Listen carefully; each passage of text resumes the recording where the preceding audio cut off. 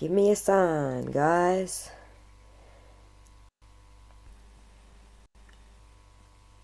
I'm just sending Kazz a new link, so hopefully we're doing alright.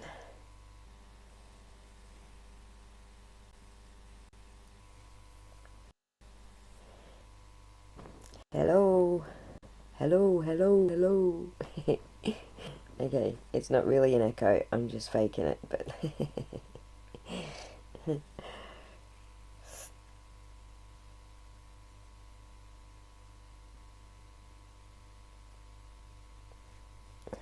we all back now. Hello Lisa, Sue, Brenda, thanks for chasing over the internet.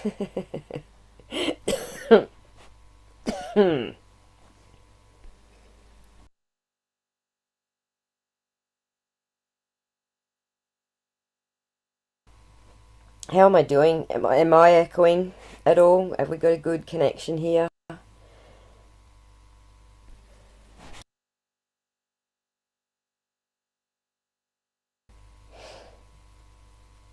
How am I doing, guys? Hello Amber, thanks for joining us. I saw you over there on AK's channel.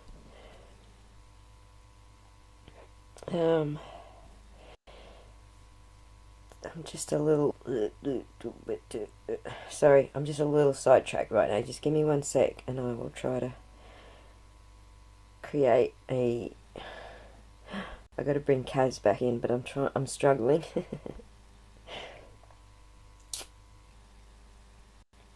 Oh my god. Come on, you give it to me! Okay, create an email. New link.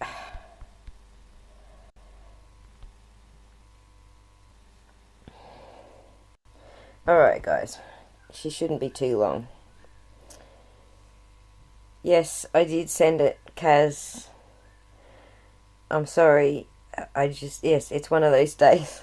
I just had trouble finding, because we typed so many comments into Messenger after you gave me that other email address. I had to go find it in Google, so it took me a minute. Sorry.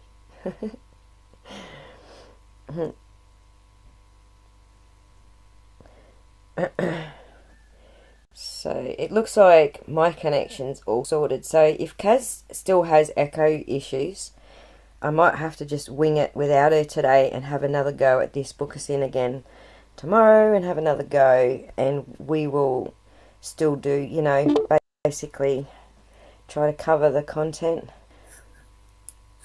Hello, Kazz. Hello. Hello. So can we get some feedback here on whether there's an echo still?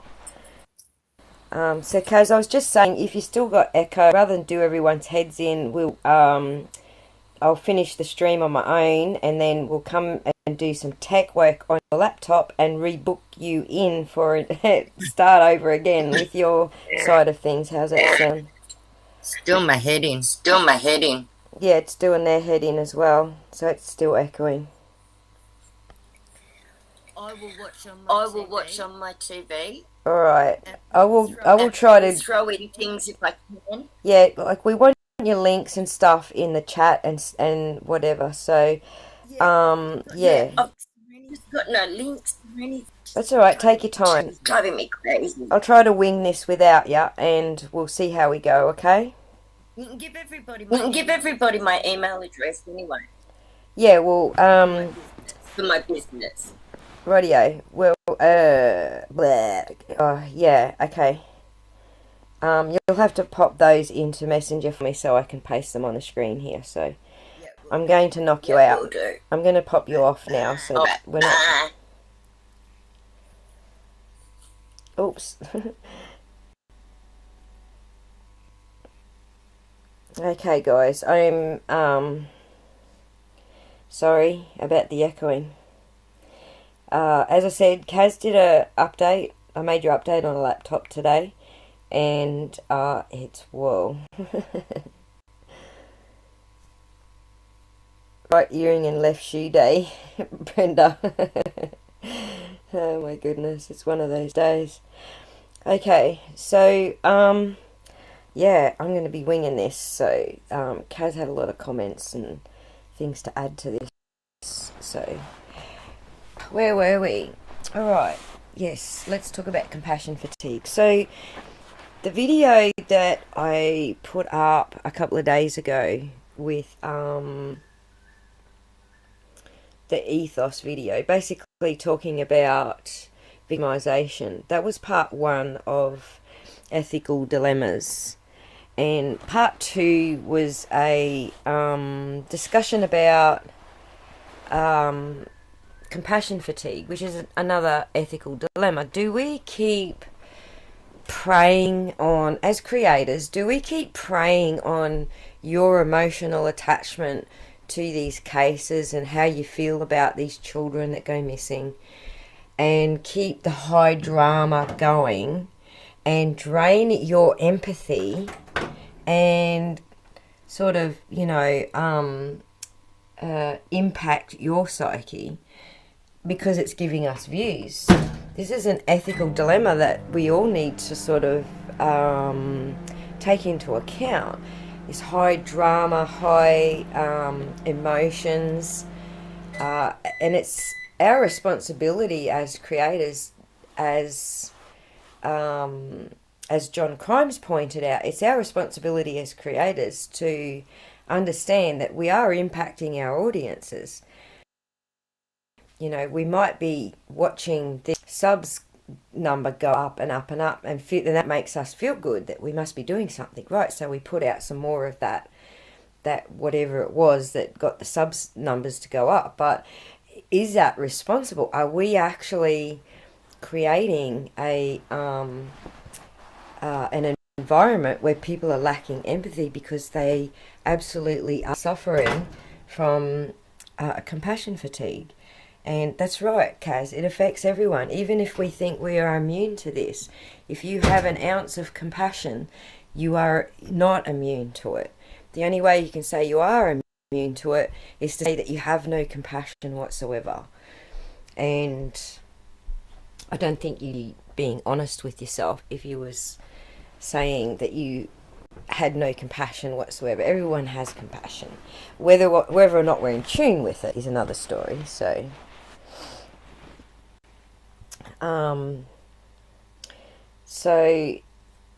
John Crime sort of hit on one area of it's us that makes them big channels, and so when we sub to that channel, we make their numbers go up. That makes them feel like they are doing the right thing, and so they continue doing that thing. That's right, Cluckin. It's not ethical. It's not right. And I don't know that some creators don't care, or they're just not aware of the topics that we're discussing today. They could absolutely be caught in their own addiction, where they just want to create content and they actually are not thinking about the quality or the impact of that content. So often they do have their own addiction. We've seen YouTubers who are addicted to going live and they just can't help themselves. They'll say 100 times, all right, that's it, I'm closing my channel, I'm not doing it anymore, and the next day they're back. Okay, I'm not doing this anymore, I'm stopping, and then the next day they're back. So they have their own addiction. So that's right, Sarah. And hello, Sarah, and thanks for joining us. And they do absolutely think that because there's some sort of guilt that they've established in their own mind, not that there's any evidence that points to it, but just that they've established, I don't like them, they're yucky, they do these things, and so yeah, they are torturing them. And I would just say that what I watched last night, for Americans it was last night, what I watched last night go down, I was seeing two parents who have completely flipped. Like, they are under so much stress, under so much that they've broken. I was watching two people completely broken, and When you're broken, yes, you probably do turn to alcohol, or you probably do turn to drugs, or you turn to whatever addiction. Some broken people just hit the live button and go live on YouTube. That might be their addiction. But yeah, so what I watched happen last night was two completely broken people being tortured by people who thought it was hilarious to torture them. They don't know what to do, they don't know where to turn. Exactly, Sarah, that's exactly what's going on. And so, what I watched last night was just completely disgusting, and they were just doing it so they could catch that one little bit that was going to be, the big drama moment, and it was a 30-second Don said blah. Well, who the hell doesn't say stupid shit when they're drunk? Like, I mean, we've all heard these creators, let's just rewind a bit.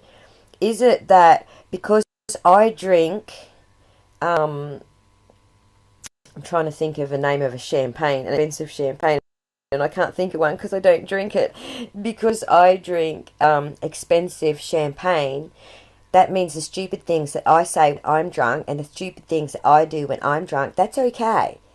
But because you drink whiskey, and because you're a bad person, and because your house is a mess, then what you do when you're drunk, that's not okay. So we're just going to make a big have fun and song and dance over what you just said and did. We know that there's a certain creator who makes all this drama and makes fun of these people that, they've been arrested. They've gone nightclubbing, stolen money from staff at the nightclubs, stolen tips from some staff at the nightclub and got arrested for it. That's not a great thing to do when you're drunk either. We also know that there's another, a creator who went to Dunkin' Donuts and tipped a coffee on the staff and had a tantrum and then refused to leave and, just did the whole Karen job on the whole joint, and that was completely fucking sober. Well, we assume it was sober because, there was no arrest for drink driving, so. Right, and they're not looking at themselves in the mirror, are they, Beach Girl? So it's definitely clickbait. It's just drama, and they're not only impacting the family who are going through the worst mental crisis that anybody could imagine, but they're also impacting their audience. They're creating a lack of empathy in the audience. So when it comes down to, it is abuse, Kazz. It is abuse. Oh, but they were drunk. It can't be abuse if they were drunk. Well, it was abuse. It absolutely was abuse. Abuse of victims. Absolutely. So, so in their audience, what they're doing is they're creating more and more lack of empathy for a family who's going through a crisis. And this is one of the things that I like about John Crimes, is he recognizes that families are going through a crisis, and whether you're suspicious of somebody in that family or not, the family is still going through a crisis.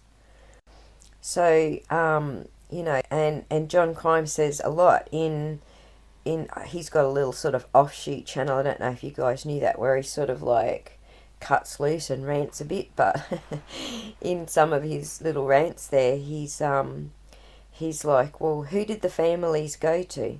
They go to the people that aren't making fun of them. But that's not what we're seeing here with Don and Candace. We're not seeing that with them. We're seeing them go to people who do make fun of them. And we can all say, well, they're just stupid. Why are they doing that? They're doing it because they're lost, because they're not thinking straight, because they are stressed, because they don't know who to turn to.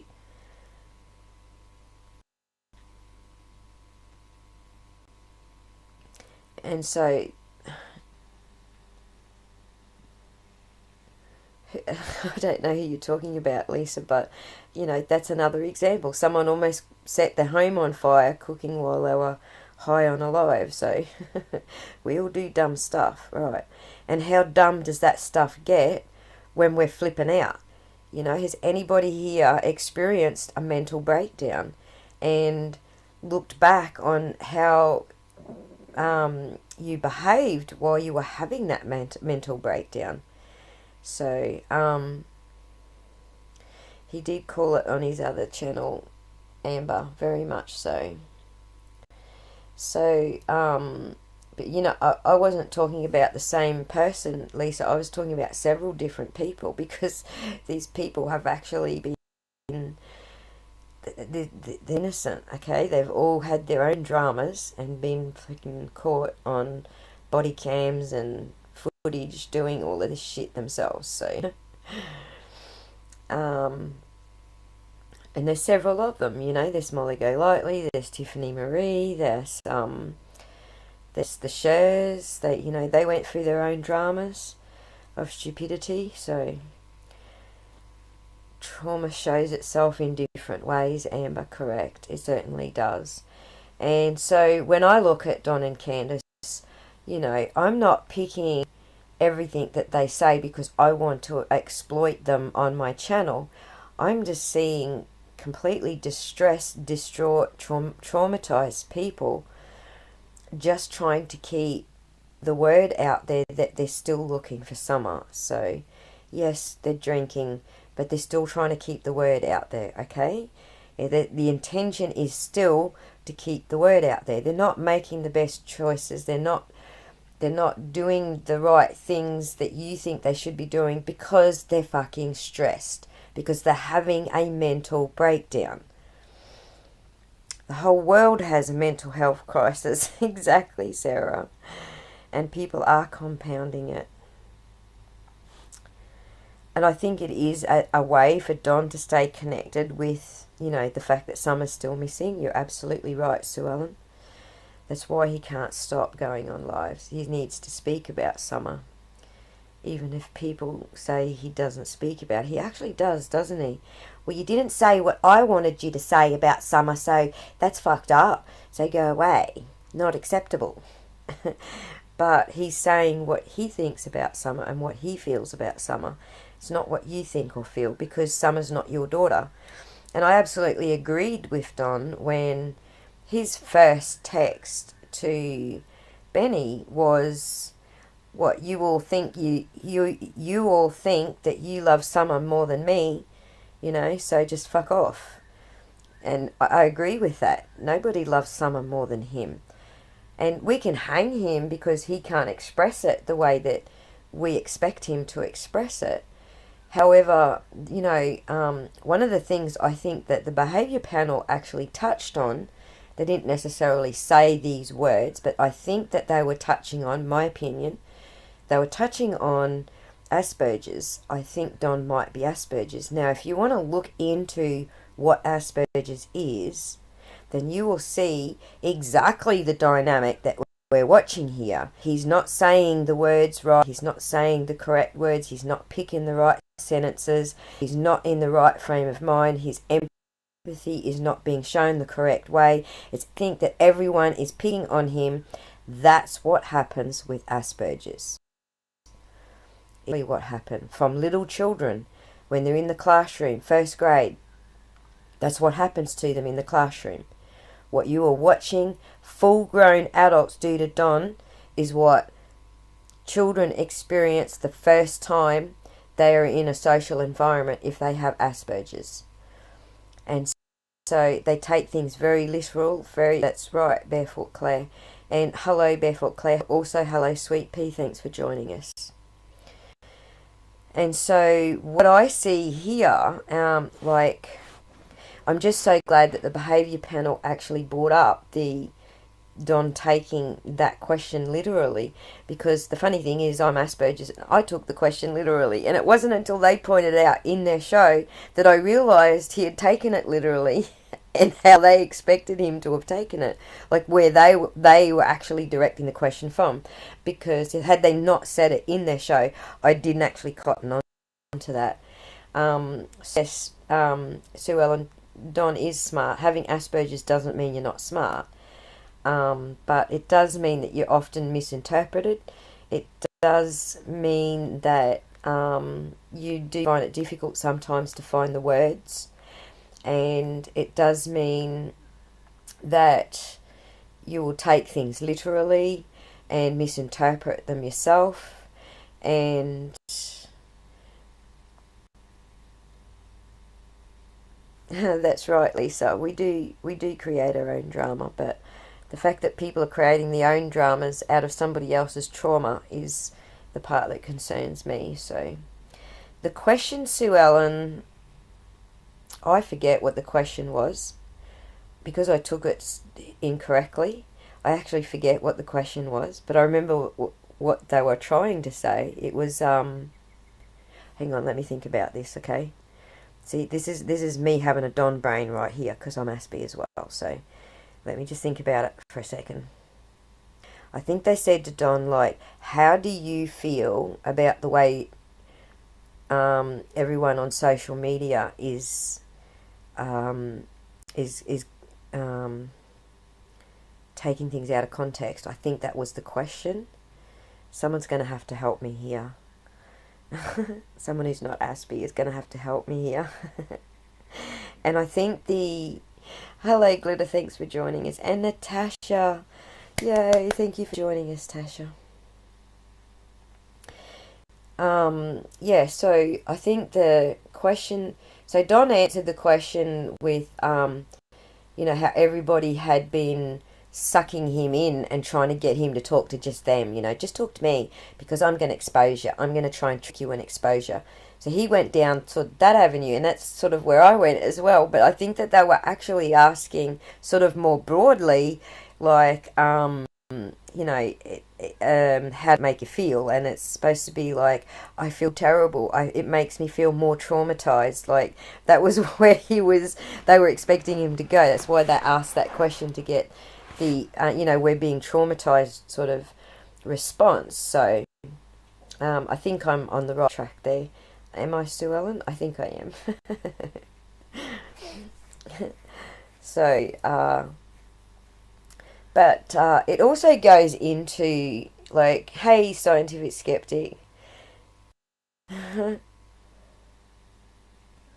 Yeah, we did fall over. We had some tech issues, so we tried creating a new stream, and that didn't fix the tech issue. So we've actually ascertained the tech issue is actually a Windows update screwed us right up. So sorry you had to chase me around the internet, scientific skeptic.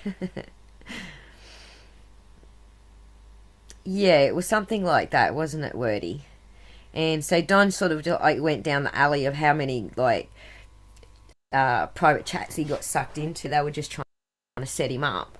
Whereas the question more about how are you dealing with the trauma that it causes. I think that was the direction that they were trying to go, which would have been good. You know, I see why they actually wanted it to do part of that interview, because that would have been the perfect ending. Like, this is trauma and this is what you're doing to people. So I totally understood where they were going with it, just didn't end the way they thought it would. So right, that's right, Sarah. They want to separate Don and Candace and get one to turn on the other. They're trying to do the, you know, the old cop tricks, but the problem is that all these stupid YouTubers are not cops. They don't know how to fucking do that shit. So they're not going to turn on each other. Like, so I'm just going to describe here, like, just a really simple dynamic, okay? So when I was married and I left my husband in charge of the kids, and some sort of fucking accident happened, like my son had his tooth knocked out, I'm like, well, this happened on your watch, fucking idiot. I wasn't there. You were looking after the kids. This is your fault. You did this, and I'm fucking blaming it on you. Okay?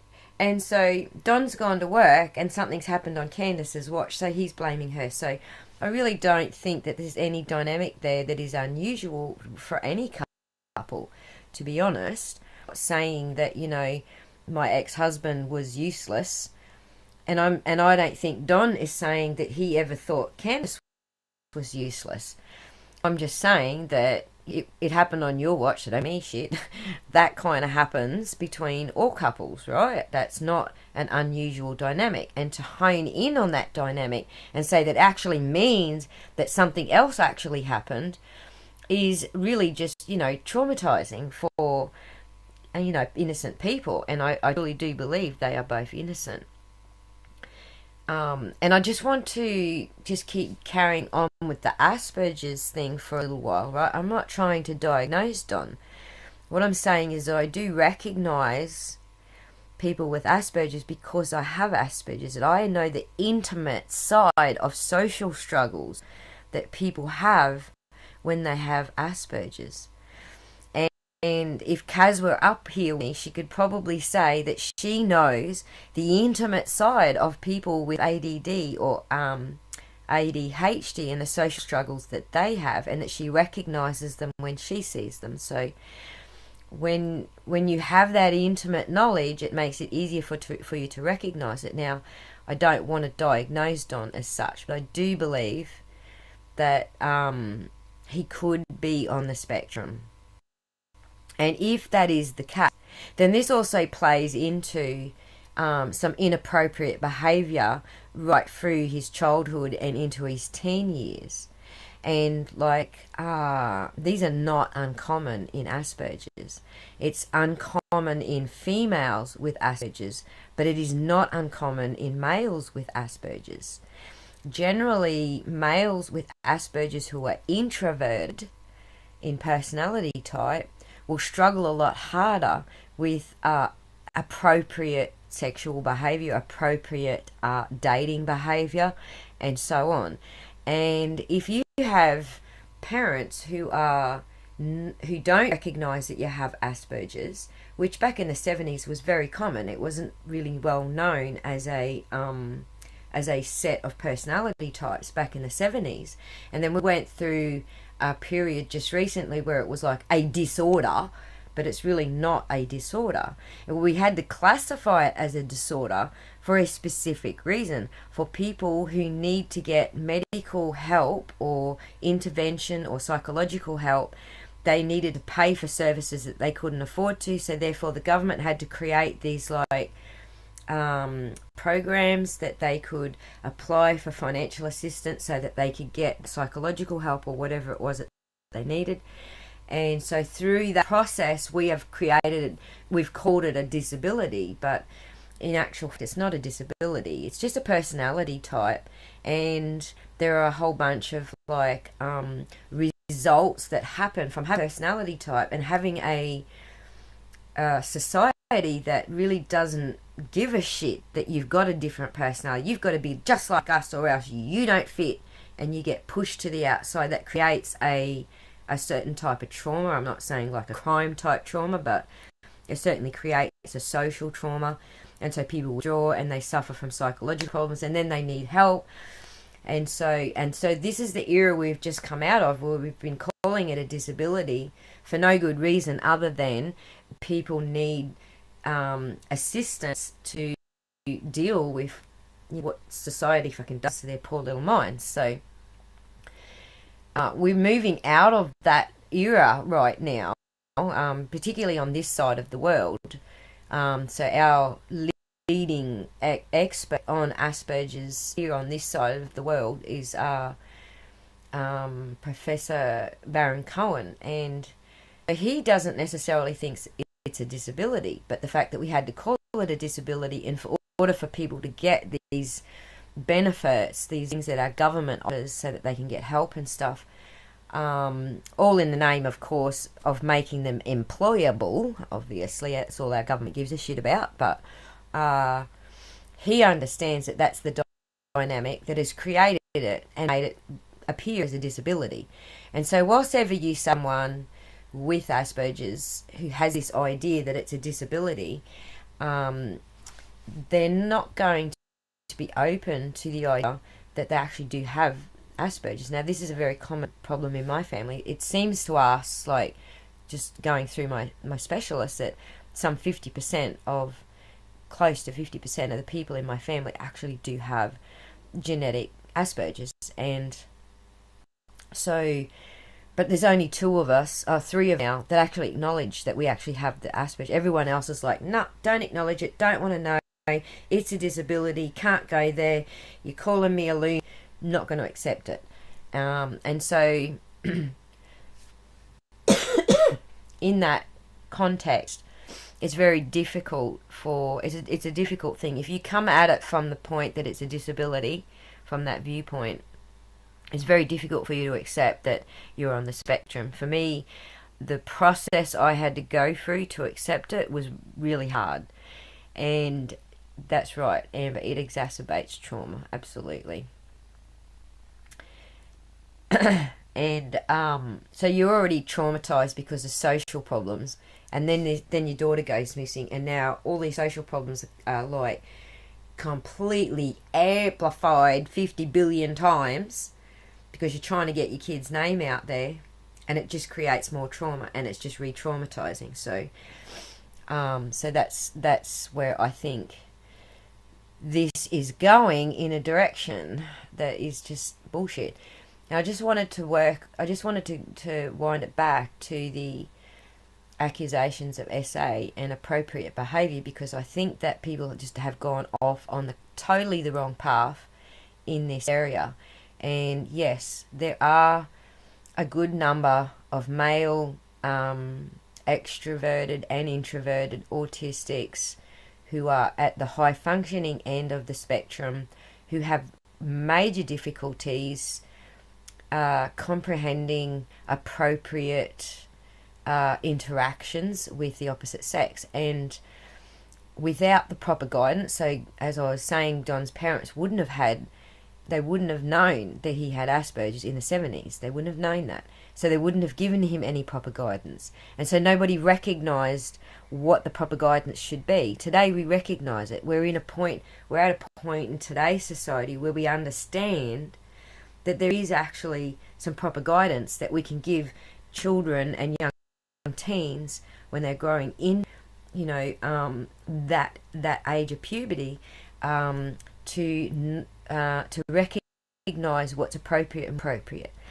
But we still do have these, like Don comes from the Bible Belt. I think it's called a Bible Belt. And so they're still not going to talk to even if their child has Asperger's, they're still not going to talk about these things, because these are taboo subjects if you're that type of religious person. I'm not saying all Christians make it a taboo subject. There's a lot of Christians who don't, but there are certain types of Christians that actually do make this topic a taboo subject. And so what's happening today, which wouldn't have happened for Don, obviously, but what's happening today is that these teens, these pubescent teens who are high-functioning autism, are getting their education from the internet because their parents have made it a taboo subject. They're not teaching them. Their parents probably don't even recognise that they have Asperger's. And so they're going on the internet and they're learning their etiquette from the internet, and it's not good on the internet. I mean, it's just crazy on the internet. They're getting, porn sites and all that sort of stuff, I guess. And so there's also the social aspect of a lot of people on the spectrum don't actually ever experience getting into a relationship, and so they can go into adult years without any sort of intimate interaction with a partner, and that will drive many males, particularly males, to the internet for pornography. And that's not a good way to learn about sensuality and intimacy. It's a shocking way to learn about it. So, but that's what's happening, okay? When you don't talk to your prepubescent and pubescent ASPE openly about appropriate behaviour, because you can't bring yourself to talk about this particular topic because you're against it, you're either a right winger or you're a Christian who just doesn't want to talk about it, then you're not doing it, you're driving them to, this modern concept of child pornography, basically. So I'm not saying that all pornography is in that category. I'm just saying that's where it's going to go, because you have a an immature personality, which many high-functioning autistics are until a certain age, which is generally a lot older than anybody else. So you might find by about 2021, most guys have chewed up and they've got, a better sense of what's appropriate and what's not. They're past that pubescent period. But you might find with high functioning autism, and even particularly low functioning autism, it's like some of these low functioning autistics never learn what is inappropriate. They never learn it. Whereas in the high functioning range, they can learn it, and some of them do. And so you might find it's around probably the age of 30 before they're at the same mental capacity of a neurotypical person at the age of 21. So you might find that at 29 they're still behaving inappropriately. So and so there's just that mental age gap that goes with the social difficulties. With the maturing doesn't happen as quickly because they're so focused on just trying to deal with the social difficulties and stuff. So it just it ends up it just ends up really messy, especially with no good. So you need to recognize, whether you're religious or not, you need to recognize if you've got an Aspie, and you need to deal with it. Like there's just no ways about it, okay? And I think that what just transpired in, all the stuff that Chris M brought up was the perfect example, the very perfect example of why you need to deal with it, because then that sort of stuff happens and it gets blown out of proportion and it ends up being something that really could have been dealt with properly right then and there. So I'm not blaming Don's parents for this, for the simple fact that, this shit just wasn't recognised in the 70s. It just, we were in the 70s, they were still calling us gifted children. And we're not gifted, like we have a strong interest in something, and we will pull that interest apart till there's nothing left to pull apart. And so we'll be really smart in one area, but not in other areas. So for me personally, I'm really clever with numbers and patterns and maths and computers, but I'm not really clever in the stuff that for example the scientific skeptic is clever in. Get names, like he could tell you Plato's philosophy was, and he could just rattle off these things off the top of his head, whereas I can't do that. Like I'm not good at remembering names and stuff like that, yet I'm smart. Like I'm finally smart with numbers and patterns.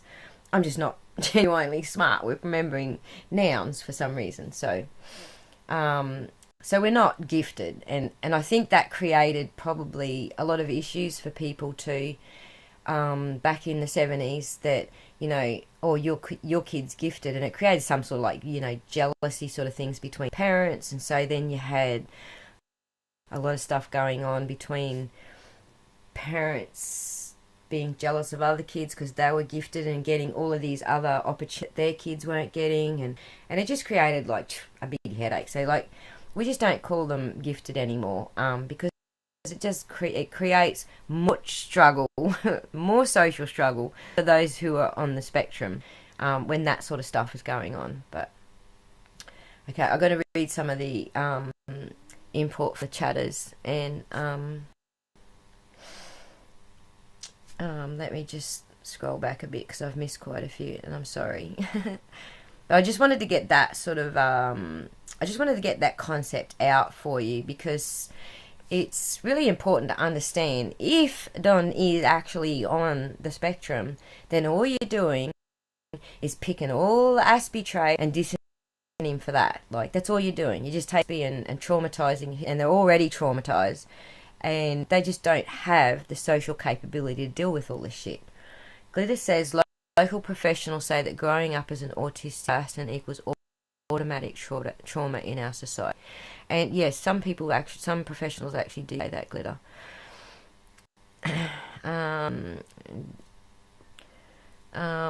Claire says that her partner didn't do any medication or therapy, I think.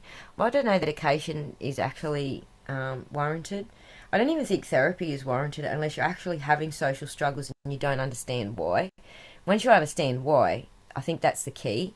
It certainly was for me, and certainly for my children. So once they understood why, it unlocked a whole bunch of things for them. So they didn't actually need therapy after that. They just got it. So generations of abuse is rampant in both Don and Candace's family background, and they never get help. That's right, Kazz. I do think that that's the case.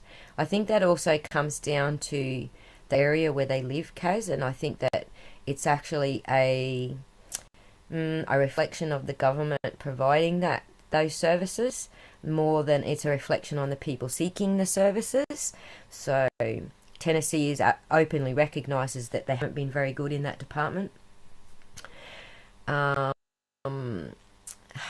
Ali. Thanks for joining us. And still need to get in touch. Yeah, you still haven't got in touch with me, Ali. I can tell you partying and drinking with junior high and high school was, as well as out of high school, was very common in Ron Clearfield, Leighton. Yes, Natasha. I think the whole partying thing is very common in that age group, and I don't know that, I don't want to insult Don and Candace, but I don't know that they're at the age group that people actually think he's 60 years old in body, but is he in mind? I don't think so. I'm not sure about Candace, obviously. There's no happy mediums there. Right, Amber.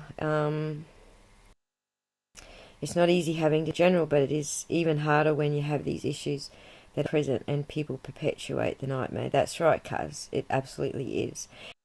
And Kazz actually has first-hand experience in perpetuating the nightmare rubbish. So we are going to have her come and talk about this at an appropriate time, and obviously when she's not having tech difficulties.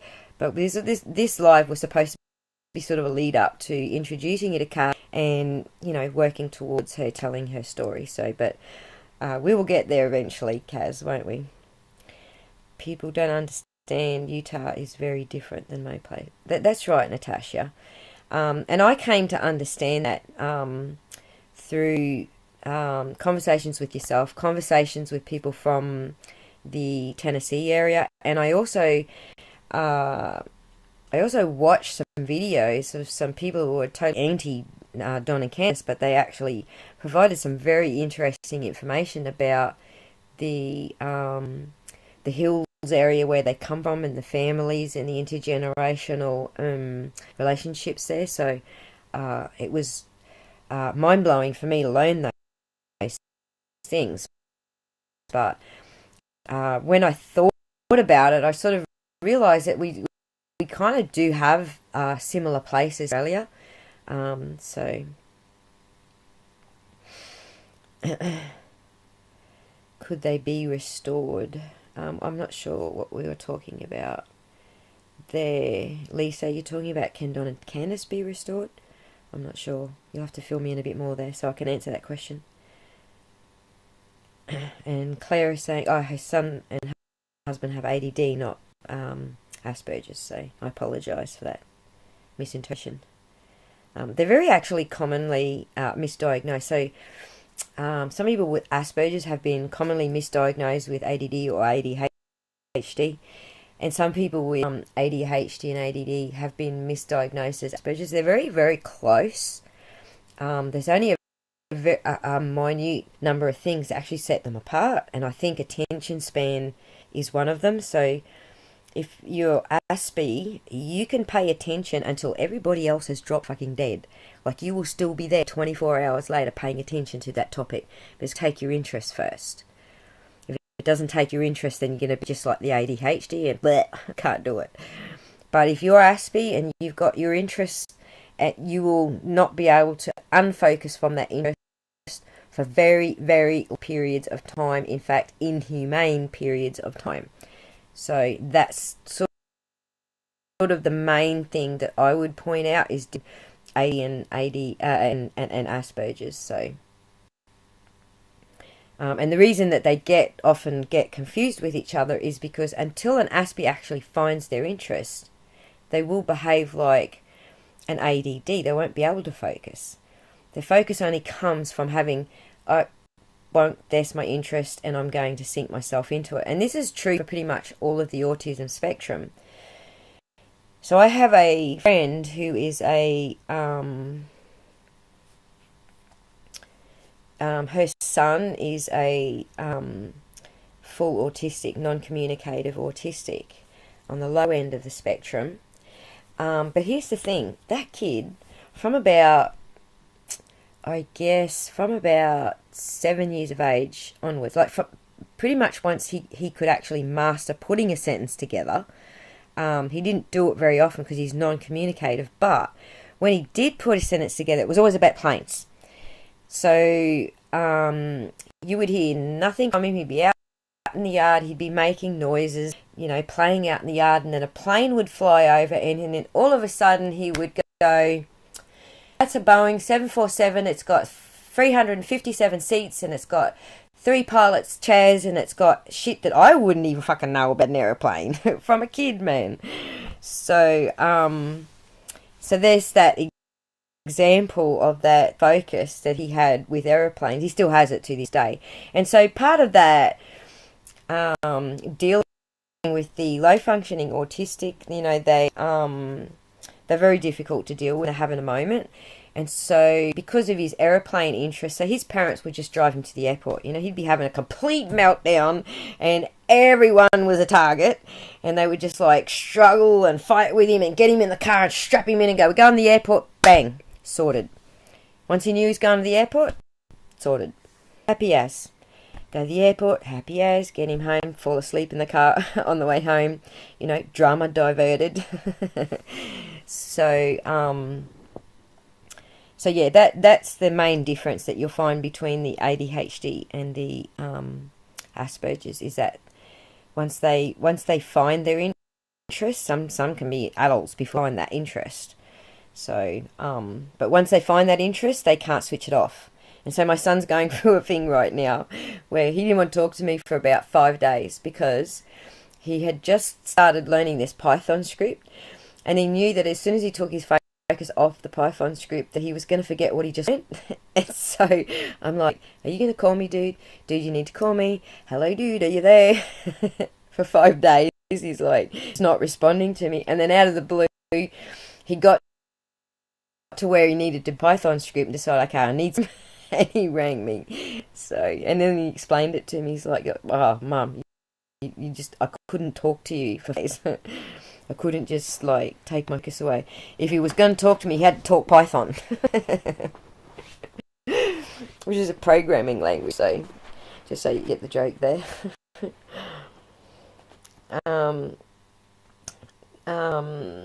Glitter says hyperfocus is part of ADHD too. Well, I don't think it is actually the determining factor, but that's the crossover point where the specialists sometimes are getting it wrong. I think hyperfocus is part of ADHD. I think some specialists are getting that wrong, to be honest, but that's just going by what Professor Baron Cohen says. That's my understanding of where the crossover is and where the confusion is. So the tests they do are very thorough. When my son was tested to find out what was going on with him, yes, they are very thorough, Claire, but in America there seems to be more resistance to the idea that this hyperfocus is a separate thing to ADHD. There is a resistance in America. It's not on this side of the world. There's just like two completely different ways of looking at that thing, and I'm going to take it on face value that that's what your specialist told you, both of you and Glitter, and listen to your specialist. I'm not saying your specialist is wrong. I'm just saying that there's a difference between the way that we get over here in on this side of the world and the way it's being received over in the other side of the world. And I think the reason for the differences is nothing to do with how we feel about it. The reasons for the differences is purely political, because I think if America accepts that these are different conditions and they don't fall into the same categories, and they've got to create a new category, and then there's more healthcare issues, and like the healthcare side of things is the biggest issue in America. People who can't afford the healthcare. And this is the reason any of it has ever been an issue, rather than just saying, actually, you're just different. I'm just different. We're just different. You and I, most people are IBMs and you and me are Apple Macs. That's all it is, really.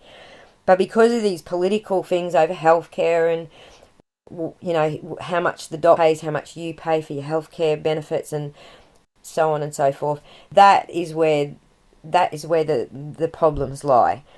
All right? It's not in that you're different, I'm different, your family's different, been told they're ADHD, I've been told we're Asperger's. It's none of that argument, really. It's really just we're different. Okay, we just operate on a different level. We have a different way of doing things that is not typical. Typical meaning, normal people do this, we don't. So at the end of the day, these are political discussions, political arguments about whether ADHD should be this in the DSM or whether it should be that in the DSM or whatever. These are political arguments, okay? These are who's going to get the healthcare benefits. That's what it boils down to. So let's not argue about it, because as far as I'm concerned, any of you guys in the room here call yourselves ADHD, I'm the same as you. I'm different too. I'm different in my own unique way. And I'm sure that every one of you ADHDs are different in your own unique ways. Every one of us Aspies, we're all different in our unique ways. So, and so one of that uniquenesses might be that you're hyper-focused. You can get hyper-focused on a particular subject. So yeah, just understand that there's political reasons why we're supposed to be having, this separation between these things. I think they actually all are on the spectrum, as Kazz has suggested. They're all on a spectrum. Alley Cat says she really enjoyed the ADHD 2.0 book that came out this year by Howell and Ratey. I hadn't seen that, but I will definitely look it up and have a squiz at that. Ali, thanks for sharing it.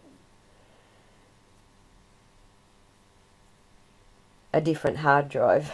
Right, exactly, Ali Cattails. And that's pretty much what my specialist said to me because he treats ADHD as well. And that's pretty much what he said to me when I first went in, because I was actually having a struggle labeling myself Asperger's. I had a really hard struggle with it. I had people saying to me, oh, well, you better get a second opinion because we don't think you're Asperger's and you act just totally normal to us. And so I had a really difficult time accepting that I was on the spectrum. But the first thing my specialist, when I got the right specialist, the first thing he said to me was, look, it doesn't mean you're disabled. It doesn't mean that you're a weirdo or you're a freak. It just means you're different. Like, everyone else is an IBM and you're an Apple Mac. That's all it means. So, and I accept that now. Okay, I'm an Apple Mac. So,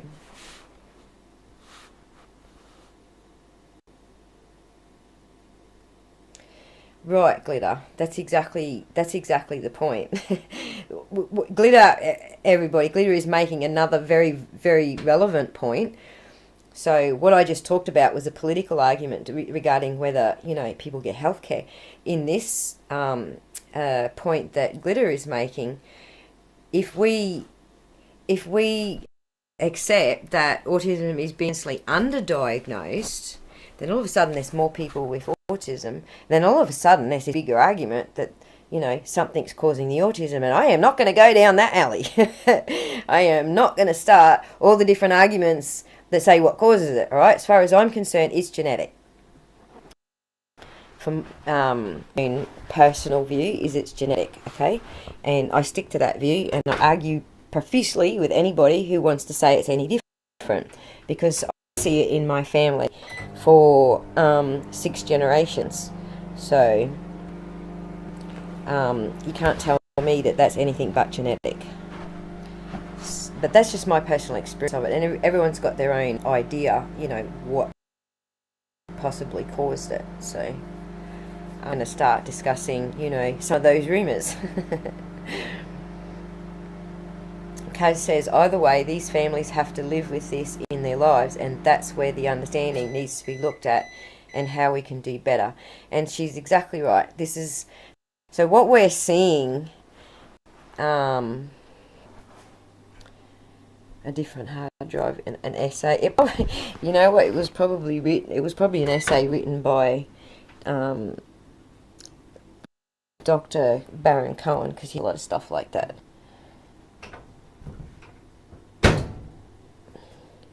So, just to carry on with what Kazz has put there, either way, these families have to live with this in their lives, and that's where the understanding. So, what we call indifference is what's happening to Don and Candace, okay? The people who are getting their hands on Don and Candace, for some reason, they're accepting it, in their traumatized state, they're not really decisions, but I don't blame them for not making good decisions, because that's what trauma is. It's the state of mind where you're not making good decisions.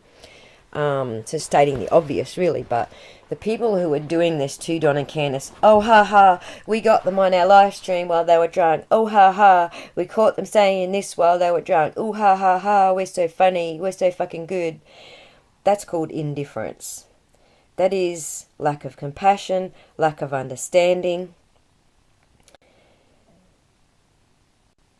It's a whole bunch of things. I'm sorry if I was to continue on that, I would end up in a rant, but I think you get what I'm saying here. I just had to pull myself back so I don't rant. Amber E, yes. Females do get overlooked because we do present different. So quite often what happens with females is that we are on this side of the world. The numbers look like we are diagnosed far later in life. And I think that's because of our coping skills. So women just have different coping skills to men. We cry on each other's shoulders. We talk about things. We're more open, like emotionally, and so we share a lot more. We get more off our chests, and so we find ways to deal with things. It's our coping mechanisms, I think, that traditionally women have always had, and so we're sort of coming out of that.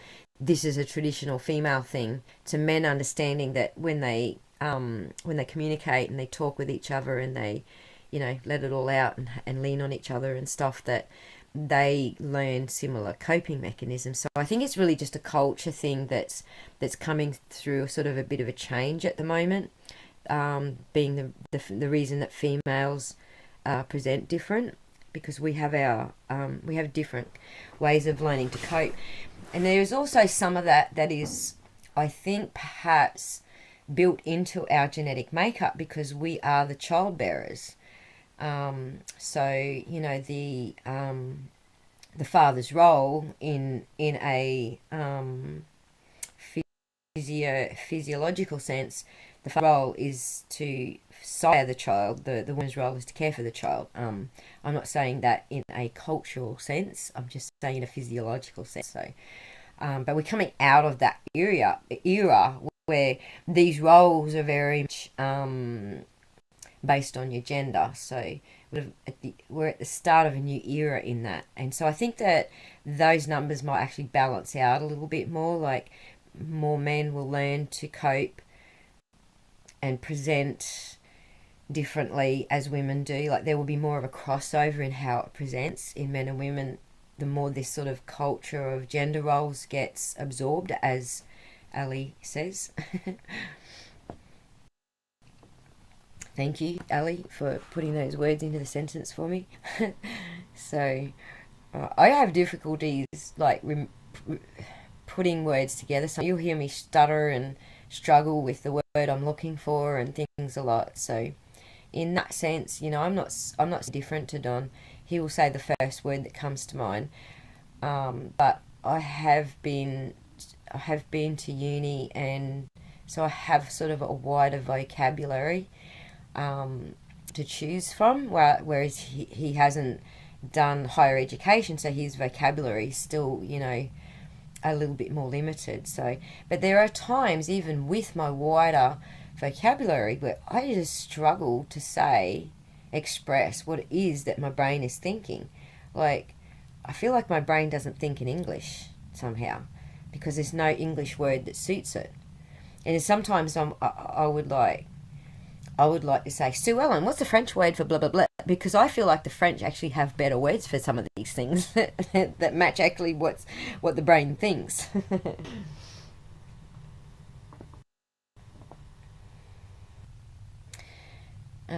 Lisa says, I can feel what they're going through. It even hurts me seeing it. I want to lovely take them by the hand and show them the way. I feel they don't try his help. No, I agree, Lisa. I would love to hold their hands as well. And like the number of people that actually would like to hold their hands and will actually treat them with respect is amazing. It's a good thing. And I hope that, see, this is kind of like the battered housewife syndrome. This is the way I see it, right? That if you have a low self-esteem, you have low self-respect, then you will go to people who are going to sort of like either be in the low self-esteem, low self-respect category. You'll have an innate sense of picking up that these people are just like us. So you'll go there and you'll that will be your go-to sort of social interaction. Whereas I think that, like putting Don next to Dr. Phil, bam, his head just falls apart straight away. Oop, Dr. Phil is a Sue Ellen, blah blah blah. Yeah, that word. Blah blah blah.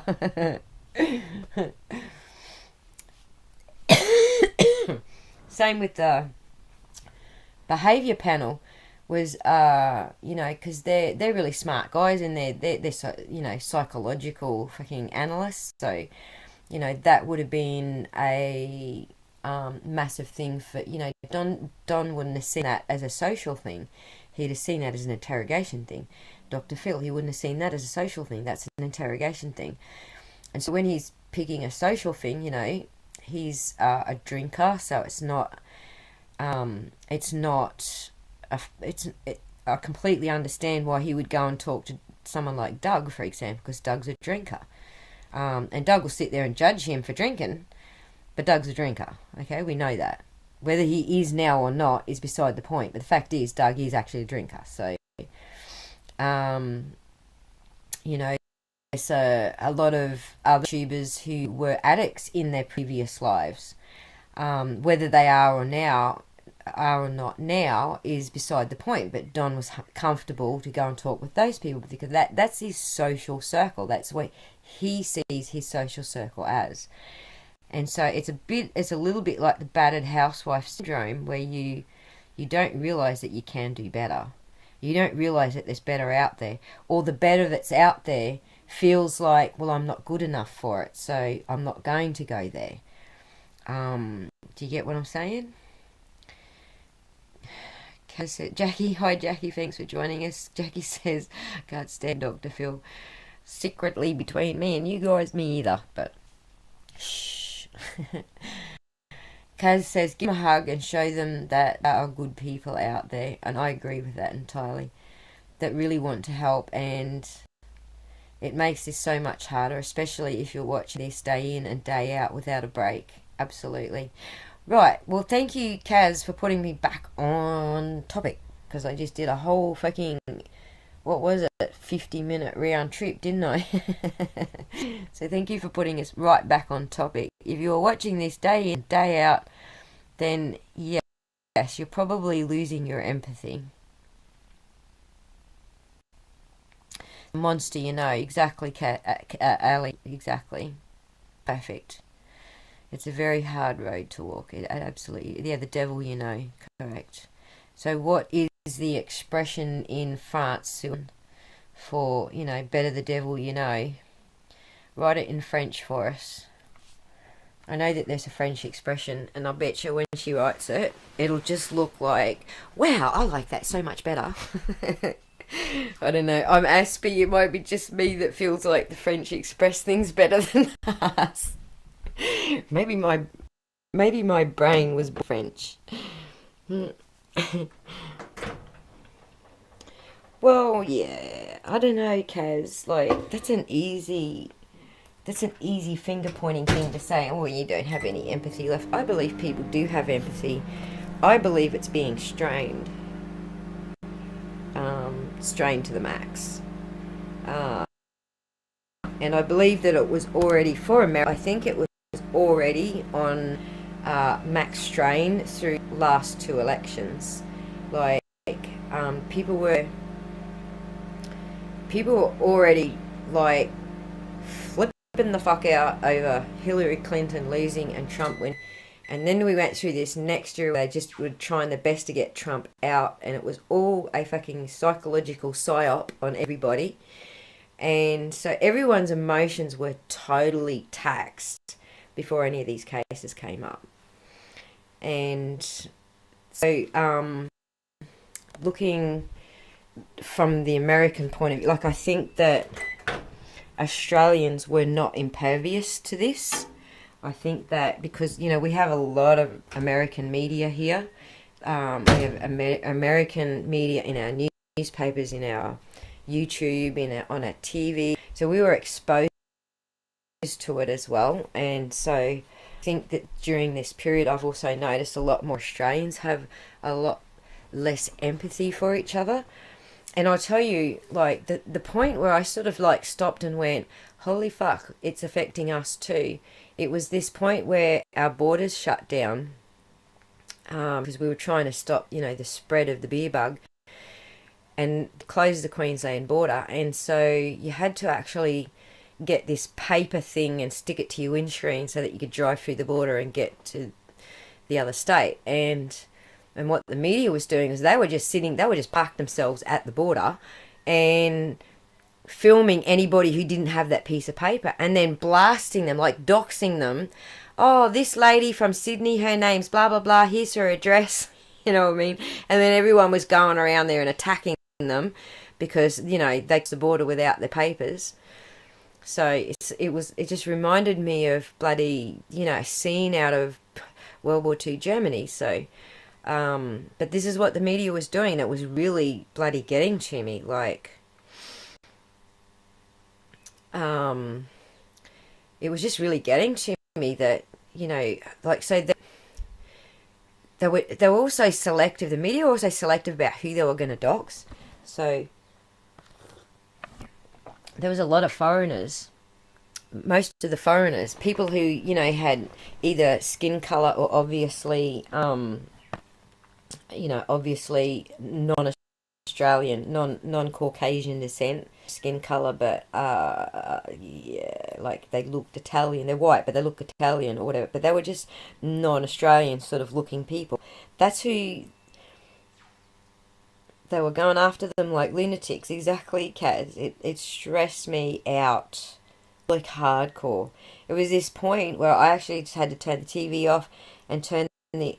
So what was happening, the reason it was stressing me out, because my grandfather was in Brisbane across the border, dying from cancer, and I knew he was on his last legs and I couldn't cross the border because I was so fucking freaked out about all this bullshit at the border. What if I got the paperwork wrong and the media put me all over the news? What if I got, you know, what if I screwed something up and it ends up being me on the front page of the newspaper? Like, I stressed out so hard about it, and my cousin, like, she couldn't deal with me. She was like, she understood. She's like, you know, it's at that point where you now need to make a decision because he's on his last legs. And so I had to pull my head in and I had to go. And it ended up all being too late. So my anxiety actually got the better of me, and I didn't cross the border, and I screwed it all up. So I regret that big time. But it was terrible, terrible watching them doxing people. I got so annoyed. And then just recently with the second wave, they did it again. This poor guy is standing out in the balcony of his apartment with a dirty big sign saying, "I didn't mean to do anything wrong." And everyone's all down on the footpath below his apartment screaming at him, "You dirty bloody border crosser!" Like, it was just nuts. But anyway, this is the mentality that we're dealing. That was sort of, last year was when I realised that Australia is in this same sort of mental state, I guess, as America. We're not pervious to it. So I apologise if I sounded like I was saying, well, Americans like this. It's not. We all are. So Ali says, agreed, Aussie, and thinking, who are these people? And the villainisation of the other. Exactly, Ali. Exactly. Lisa says, I'm big on letting people know we need a balance of both justice and mercy. Exactly, Lisa. You can't have justice without mercy. Justice without mercy is cruelty. I can get fired up with injustice and no mercy. Absolutely, Lisa. And injustice is something that us Aspies are very good at identifying. It's something that fires us up as well.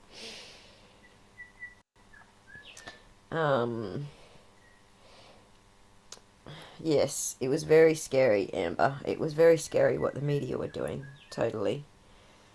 So yeah, I think I've actually covered pretty much all the topics that Kazz and I wanted to talk about, but on looking after yourself and recognizing that you actually do have compassion fatigue, I think that that's very important, that we know we've got it, we identify it ourselves, we have a self-dialogue that is honest with ourselves, recognize it, pull away, recuperate, treat ourselves, and make sure that we don't jump into the next case while we're still in that state of mind. So if you find yourself that you wake up every day, the first thing you do is look for news on summer, then you are suffering from compassion fatigue. You can't pull yourself away from YouTube. You're looking for more information on summer, and you're getting frustrated because the information that you're seeing is not new information, it's just rehab information. But you can't drag yourself away from it. Then you are probably suffering from compassion fatigue. If you're finding it difficult to sympathise at all with Don and Candace, if you cannot find anything anywhere at all to sympathise with either of them, depending on which one you think is or isn't guilty or whatever, if you cannot find anything at all to sympathise with them about, then you are probably suffering from compassion fatigue.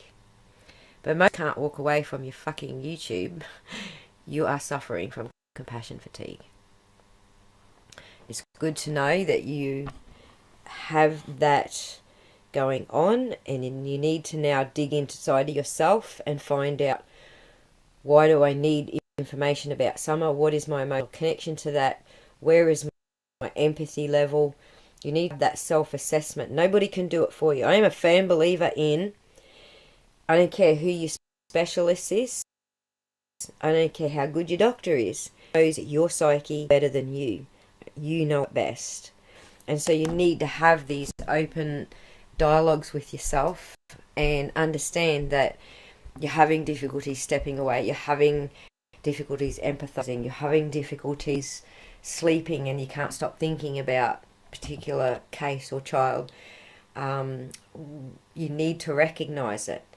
Once you've recognized it, but your path of treatment is going to be totally unique and individual.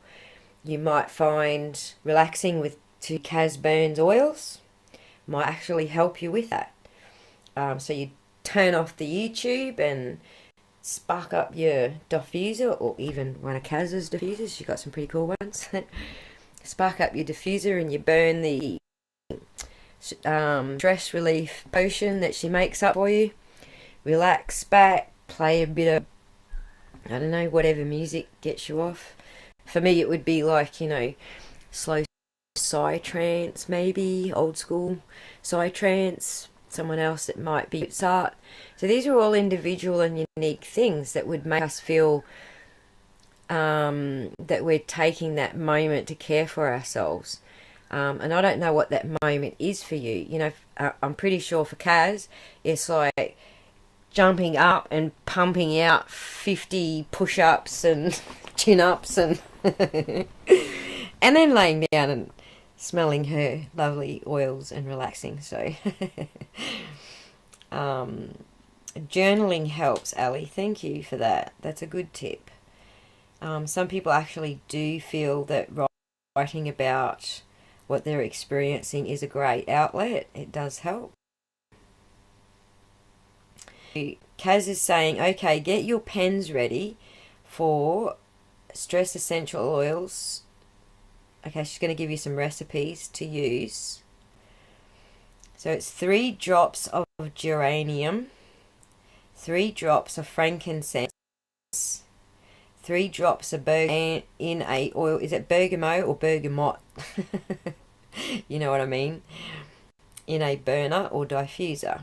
Never put oils on your skin. So there you go, guys. Grab your pens out, write it down, or you can just actually copy it off the screen if you're tricky and you know. But that's the recipe that Kazz recommends for you. But if you don't have those oils, you can actually Kazz, do you want me to give out your business email, sweetie? Because nobody can type links in the chat right now. So you want to do the business email for everybody?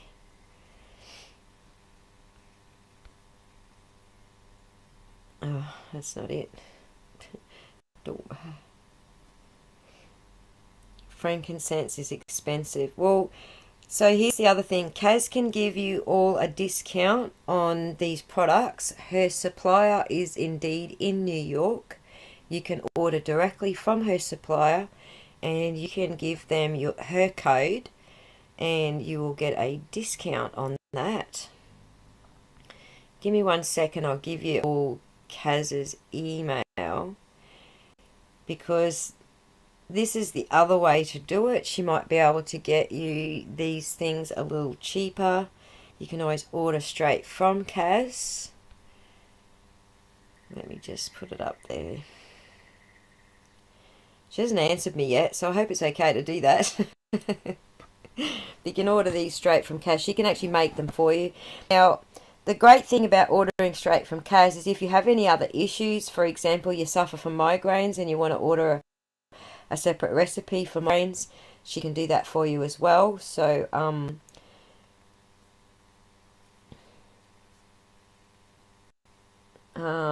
so I can't remember what it was. Beach Girl, grab that email and get Kazz to either send you the recipe for or send you a potion for your migraines. Where do we get those herbs? Well, just email Kazz. Email Kazz and she will give you her New York supplier with the code for your discount.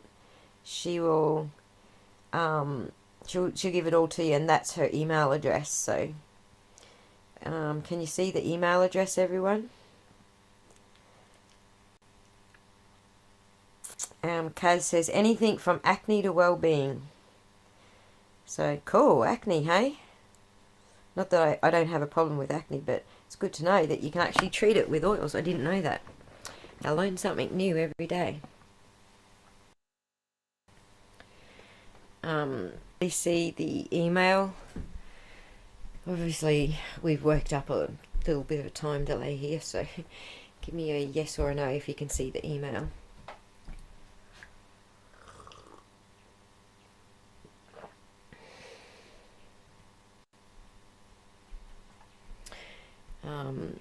Yeah, Kazz says it's easier and my supplier is in, I can't say that word, I can't pronounce it, New York. Can't pronounce some place names, and I'm always afraid to because I know it'll come out like full bogan Aussie. Bogan Aussie. Roanoke. This is my Bogan way of saying that place that Kazz typed.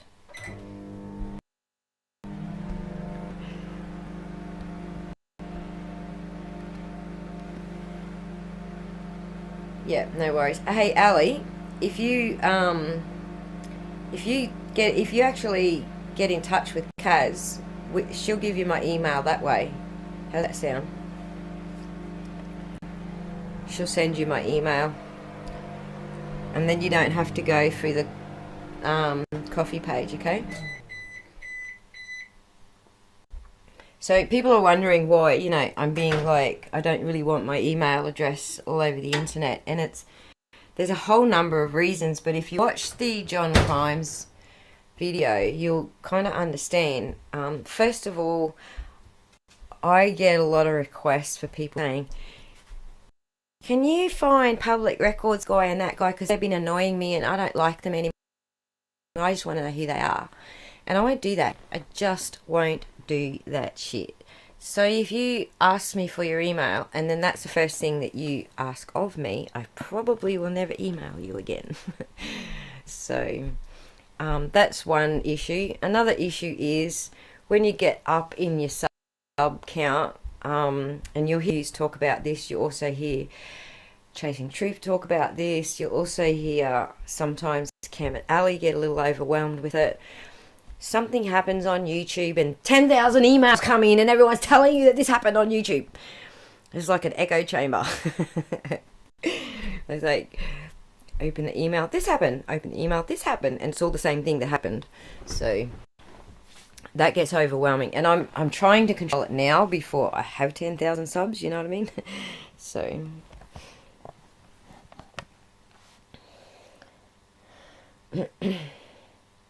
a lot of perfume waxes it put in my burner. I stopped using. My nasal gets blocked to the smell.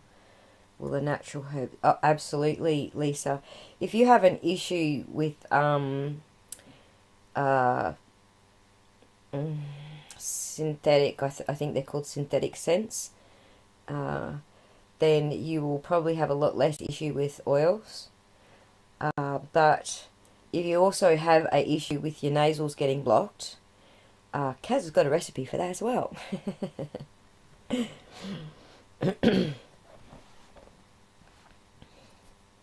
She's got recipes for just about everything you can imagine, this lady. As I said, she's an oil alchemist. She's put a lot of time and study into her craft, so she does actually understand, the application of her craft far better than I do. So,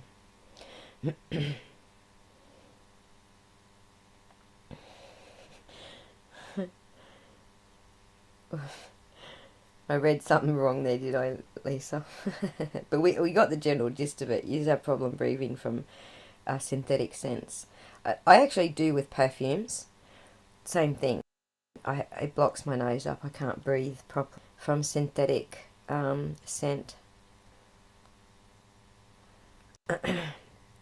Yes, Kazz, we have to strive better to do better. And in order for us to strive better to do better, we actually do have to look after ourselves first. So we do need to recognise, first of all, that we're going through a moment of compassion fatigue. And they are momentary. It's not something that I'm saying is a permanent infliction, like Asperger's. These are momentary.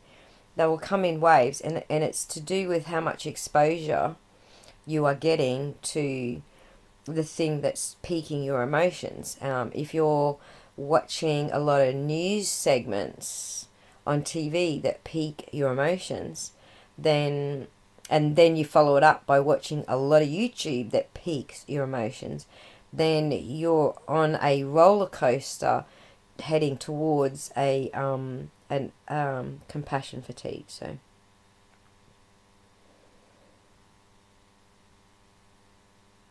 pine sol.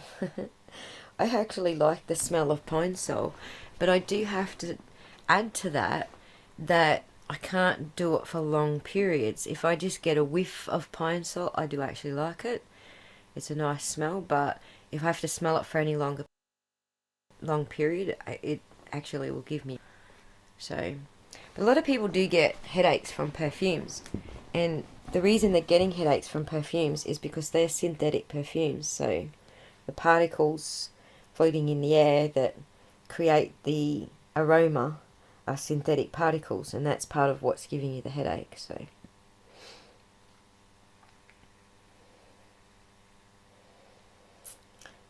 Kazz says, how's this? On our next live stream, I will show you all how to do a migraine compress. It only takes 10 minutes, but you will feel a little less stressed in your head. That sounds awesome, Kazz. We need to fix your echo problem, like ASAP. But yes, on the next one, we will revisit all of this, and yeah, we'll get you to show us. You can actually just do your alchemy right there in front of us on the screen if you like.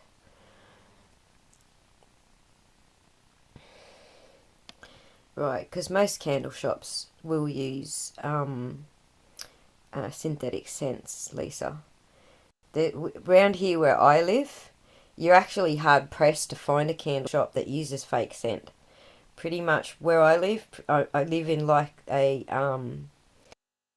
very high natural community, pro natural oil community, and you're actually hard pressed to find something that has fake scent. So,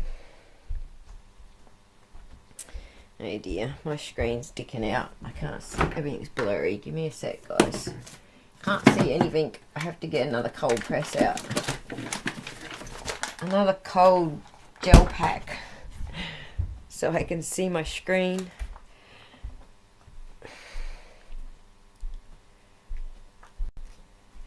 Yes, my nemesis too. Absolutely. I had a migraine for 2 days after I got back from out west.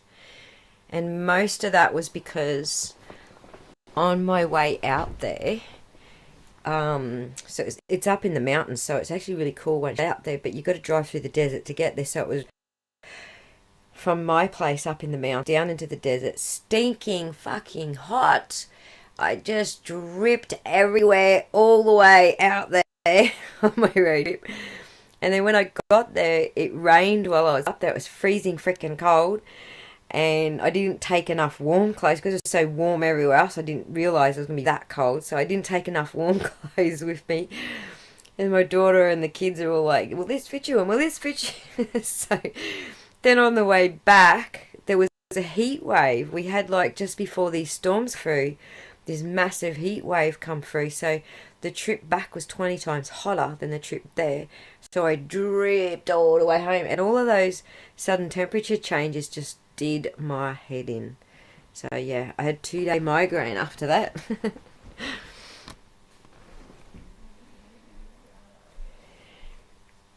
Yes, Kazz. Oils in candles, there's a technique. Absolutely. There's a special technique. I get that. So my nieces, my sister's kids actually do the scented candles with proper oils. So yes, pressure changes and heat and cold. That's right, Amber. It was all at once, right? So I went up in above sea level. It's 1,700 meters above sea level. So where I live is 700 meters above sea level. So I went down from 700 to sea level, and then drove all the way out west, like for 300 kilometers, I think, and then back up to 1,700 meters above sea level. So so all the air pressure changes as well as the temperature changes. Yeah, it completely did me in. I was forked.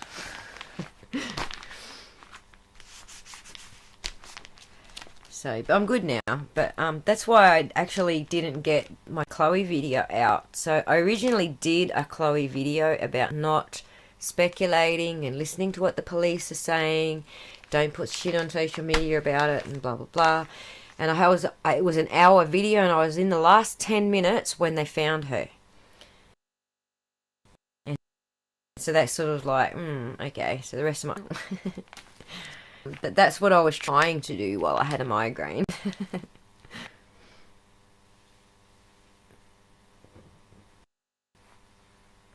Nice, Lisa.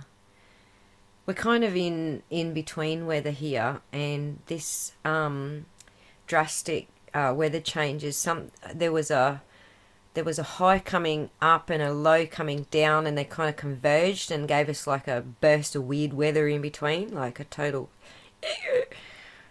But generally we're in good weather. This is the nice season, so we're around probably, I guess, around 45, 48. I don't know what it is in Fahrenheit, but like right now we're around the 25 degrees sort of all year round.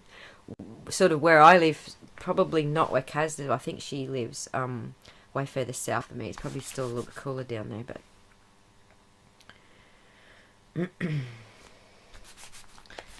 so I'm trying to cool my beans. Cool your beans. I'm trying to cool my beans because if I put my Surface Pro directly on the gel pack, it's going to frost it up. It's going to be too much cold at once. But I can see my screen again, so it's working. It was crazy weather. Did you have that crazy weather down there, Kazz? Did you get a taste of that? I think it was actually a bit crazier down there, wasn't it? I think the weather was a tad crazier towards the southern end, like down near Melbourne and shit. Because we had like a heat wave up here while it was snowing in the mountains just south of here. So that was weird. Crazy shit. Come on, cool down. Stop doing stupid shit on me. I cooked my screen because like before I actually started this live, that we haven't got very long out of it today. Usually I'll get about 2 hours, but I already cooked it on AK's channel. So I went and sort of gave AK a little bit of support. So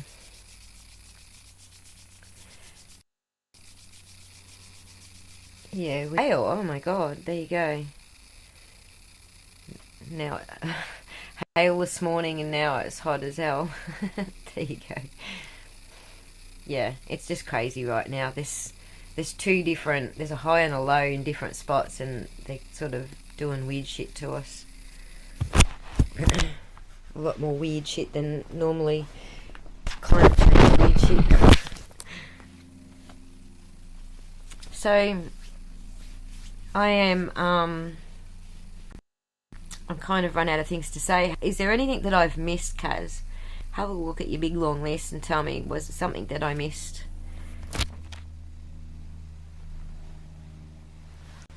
The weather had an ADHD outburst.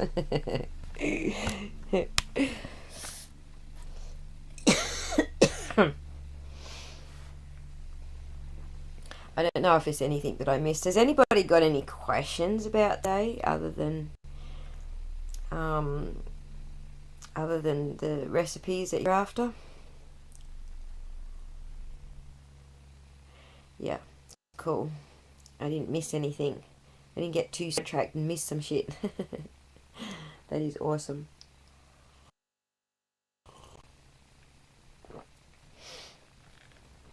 So I guess I'm ready to wind it down now, guys, and the chat has slowed down quite a bit. So thank you for joining us. Please do look after yourselves and make sure that you're not stressing yourselves out and following high emotions all the time, and making yourself tired. Be kind to yourselves. Be kind to each other. And to your fellow men and women. Hello, Captain Price II. Thanks for joining us. We're just wrapping up. You just missed a lot. we ourselves are the most important people to take care of first. So I'm very good today, thank you, Captain Price, and yourself. As Kazz is saying, yes, we are the most important in the whole scenario. Look after yourself first. If you cannot regulate your emotions and take care of yourself, then you can't help others, and you don't know how to be empathetic towards others if you don't understand even how to be empathetic towards yourself. So look after number one first.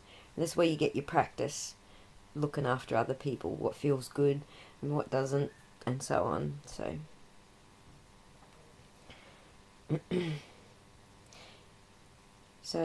sorry that you came in at the end there, Captain Price. So I am actually going to end the stream now, and obviously you can put comments under the stream if you have any other questions. Kazz reads the comments as often as I do, so if you have any about the oils or anything like that, please do put them in the comment section. Kazz will get the message if it's a question for her, or I will pass it along to her. So thank you everybody for joining me, and thanks for being a wonderful chat again.